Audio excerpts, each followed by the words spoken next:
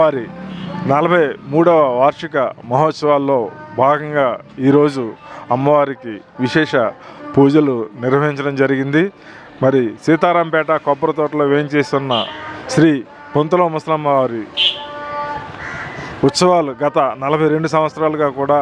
యువ friends circle ఆధ్వర్యంలో పొంతుల ముసలమ్మ ఉత్సవ కమిటీ ఆధ్వర్యంలో మరి ఘనంగా నిర్వహించడం, తాడేపల్లిగూడెంలోని ప్రముఖులందరినీ కూడా అమ్మవారి సన్నిధికి ఆహ్వానించి అమ్మవారి ఆశీస్సులు అందించడం,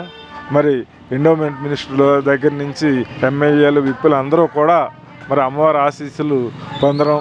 మరి గత కొద్ది సంవత్సరాలుగా ఆనవాయితీగా నిర్వహించడం జరుగుతుంది. ఈ సంవత్సరం 1వ తేదీ నుంచి 5వ తేదీ వరకు కూడా విశేష పూజలతో అమ్మవారికి ఆధ్యాత్మిక కార్యక్రమాలు, అమ్మవారి సన్నిధిలో దీపాలంకరణ, లలిత సహస్ర పారాయణం, గానామృతం కార్యక్రమాల ద్వారా ఆధ్యాత్మిక వివాదం జనంలోకి ఆధ్యాత్మికవాదాన్ని పెంపొందించడం,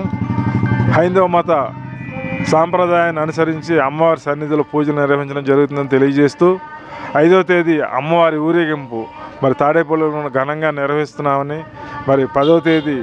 సుమారు 10,000 మందికి పైగా